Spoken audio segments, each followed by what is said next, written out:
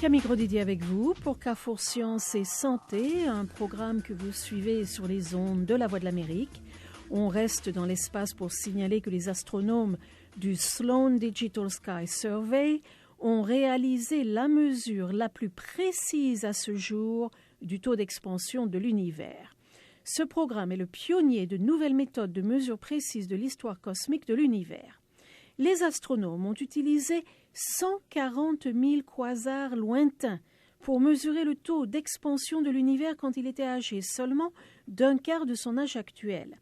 Et c'est à ce jour donc la meilleure mesure du taux d'expansion à quelque époque que ce soit au cours des 13,8 milliards d'années depuis le Big Bang, l'explosion colossale qui a vu la création de notre univers. Parmi ces chercheurs, Timothée Delubac du projet BOSS, en anglais Baryon Oscillation Spectroscopic Survey, qui fait partie du programme SDSS. Nous utilisons un télescope qui est aux États-Unis, au Nouveau-Mexique, qui est un télescope de 2,5 mètres de diamètre et qui observe 1 500 000 galaxies et 160 000 quasars.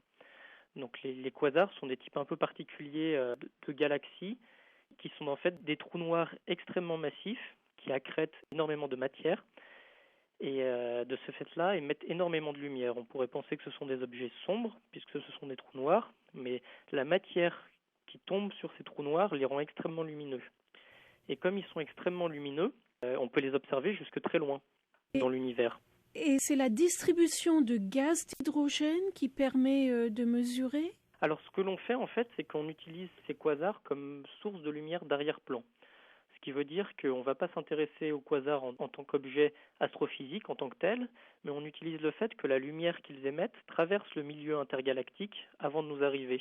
Et cette lumière, elle traverse des nuages d'hydrogène qui sont dans le milieu intergalactique, et ces nuages absorbent une partie de la lumière émise par les quasars. Et donc en regardant la lumière qui nous arrive des quasars, on arrive à reconstituer la position des nuages d'hydrogène le long de la ligne de visée des quasars. Et c'est cette position des nuages d'hydrogène qui nous donne une information sur la distribution de matière dans l'univers. Quelle est la mesure à laquelle vous êtes parvenu ?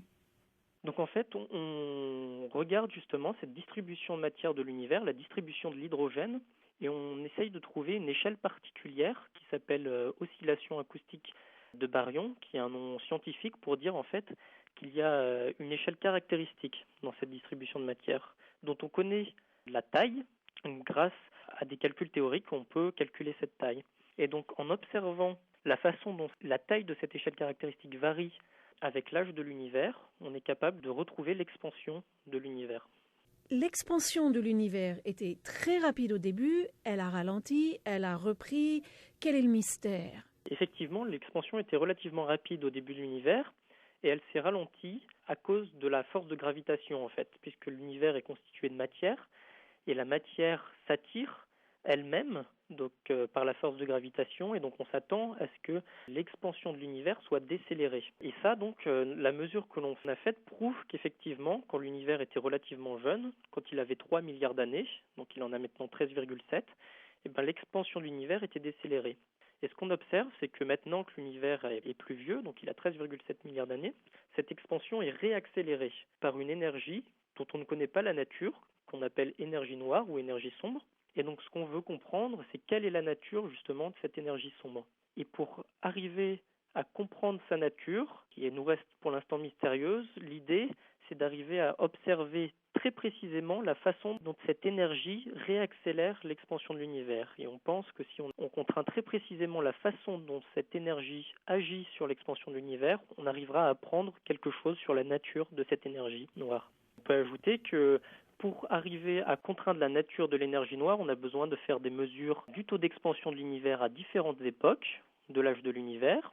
Et donc, on la connaît aujourd'hui, quand l'univers a 13,7 milliards d'années, et la mesure que l'on a faite est la mesure la plus loin que l'on ait fait de nous, puisqu'on l'a faite en fait quand l'univers avait seulement 3 milliards d'années, donc c'est-à-dire quand l'univers était 11 milliards d'années plus jeune. Et c'est la mesure la plus précise que l'on ait à toute époque du taux d'expansion de l'univers. C'est une mesure qui a une imprécision de 2%. On écoutait M. Timothée Delubac du projet BOSS qui était joint en Suisse. Ici Washington, Camille Grosdidier pour Carrefour Sciences et Santé. Je vous rappelle que vous êtes à l'écoute de La Voix de l'Amérique.